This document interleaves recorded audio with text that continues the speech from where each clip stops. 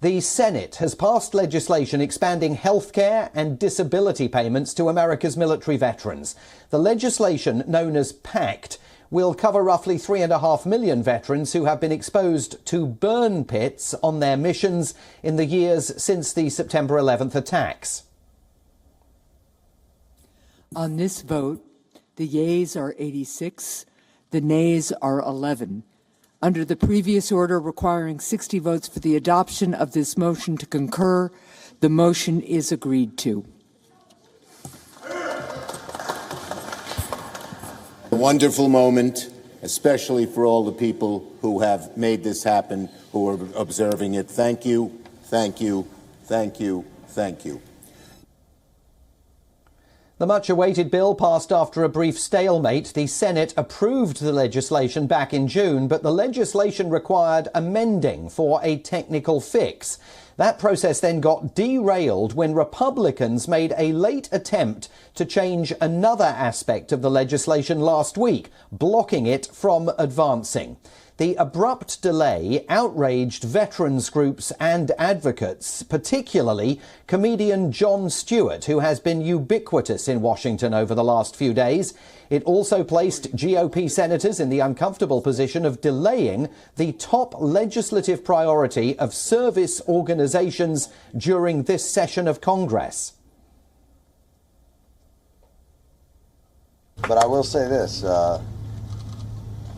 I'm not sure I've ever seen a situation where people who have already given so much had to fight so hard to get so little. And I hope we learn a lesson. The bill now goes to President Joe Biden's desk to be signed into law. Last night, he posted a video on Twitter, visibly delighted after the legislation was passed.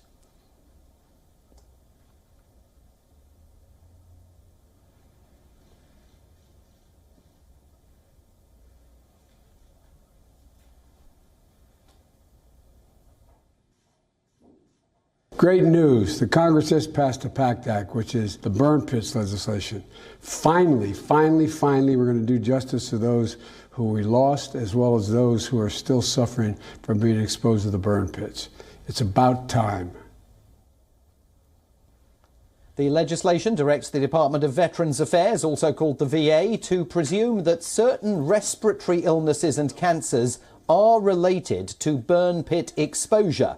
It allows veterans to obtain disability payments to compensate them for their injuries without having to prove their illnesses were a result of their service.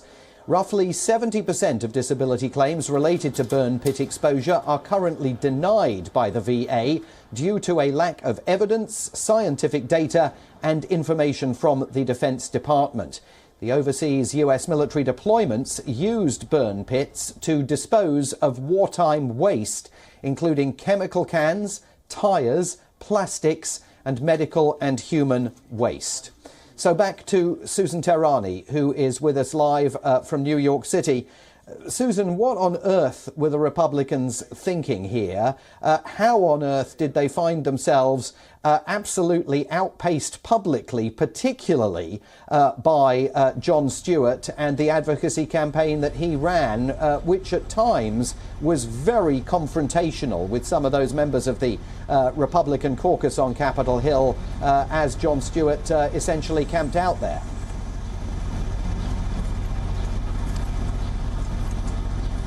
Yeah, you know, the veterans here in the United States, Simon, as you well know, they're one of the most vulnerable segments of society. They've had a lot of issues throughout the years, notably when it comes to funding. The Department of Veterans Affairs always has to almost really go on Capitol Hill and beg. And this was really the last incident of that. A Democrat or Republican, it's always been an issue.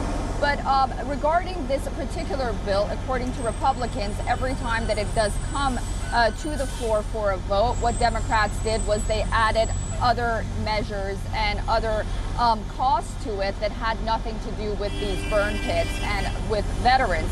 And the prices kept going higher and higher.